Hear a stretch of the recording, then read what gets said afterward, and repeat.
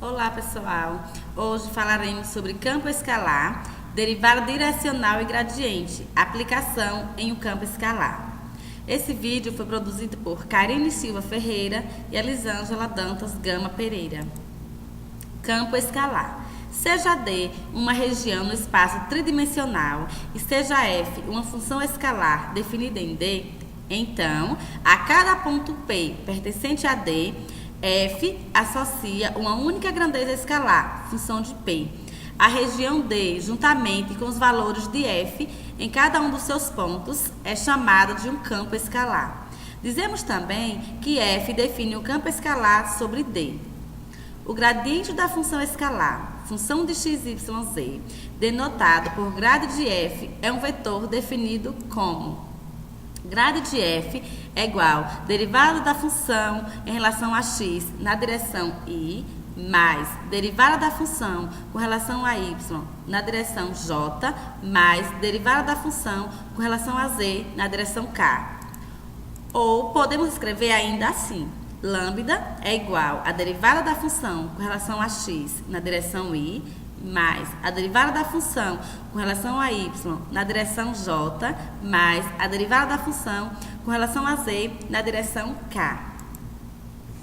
Derivada direcional. Definição. Consideramos um campo escalar, função de x, y, z.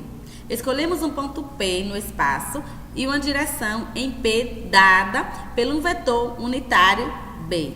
Seja C uma semirreta cuja origem é P e possui a direção de B, e seja Q um ponto sobre C cuja distância de P é S, se existir o limite. Derivada da função com relação a S multiplicado por P é igual ao limite quando S tende a zero da função de Q menos a função de P sobre S. Ele é chamado derivada direcional de F em P na direção do vetor B. O quociente função de Q menos função de P sobre S é a taxa média de variação do campo escalar em F por unidade de comprimento na direção escolhida. Assim, derivada da função com relação a S multiplicado por P é a taxa de variação da função F na direção do vetor B no ponto P. Existem um número infinito de derivadas direcionais da função f no ponto P. As derivadas parciais de f, derivada da função com relação a x, derivada da função com relação a y, derivada da função com relação a z, em P, são derivadas direcionais de f nas direções do vetor i, j e k, respectivamente. Temos aqui a aplicação do exemplo. Temos duas funções, a função f, x e y igual a x ao quadrado vezes y mais raiz de y, e a função g de x e y que é igual ao vetor a, que é igual a 5 na direção de i, menos 2 na direção de j. Encontre a taxa de variação nos pontos 2 e 1. O primeiro passo é normalizar o vetor. Então, nós temos o módulo do vetor A, que vai ser igual a raiz quadrada de 5 ao quadrado, mais menos 2 ao quadrado. Substituímos aqui na direção de I e na direção de J. Logo, é igual a raiz de 29. O vetor U, que é o vetor unitário, vai ser igual a 5 raiz de 29 na direção I, mais menos 2 sobre a raiz de 29 na direção J. O segundo passo é derivar. Então, derivando aqui a função em relação a x, a função é x ao quadrado vezes y mais raiz de y. Derivando em relação a x, nós teremos 2xy. A derivada em relação a y vai ficar igual a x ao quadrado mais 1 sobre 2 raiz de y. O terceiro passo é encontrar o ponto em 2 e 1. Então, nós vamos substituir a função no ponto, a função x no ponto 2, porque os pontos é 2 para x e 1 para y. Então, substituindo na derivada, vai ficar 2 vezes 2 vezes 1, que é referente a y, que dá igual a 4. Em relação a y, nós iremos também fazer a substituição. 2 ao quadrado mais 1 sobre 2 vezes a raiz de 1, que é igual a 1. Vai ficar 1 meio. Então, 4 mais 1 meio é igual a 9 meios. Substituindo a função, teremos a derivada na direção de u da função x, y é igual a derivada de x, y vezes u1 mais a derivada de y, x, y vezes u2. Então, a derivada na direção de u da função em relação ao ponto P vai ser igual. Vamos substituir os pontos. Aqui o ponto, quando foi derivado em relação a x, 4 vezes u1 é 5 sobre raiz de 9, mais, em relação a y, 9 meios, vezes menos 2 sobre raiz de 29, igual a 20 menos 9, igual a raiz de 29, que é igual a 11 raiz de 29, sobre raiz de 29. A taxa de variação coeficiente angular da função x, y na direção do vetor A é igual a 11 sobre raiz de 29. Vetor gradiente. Definição.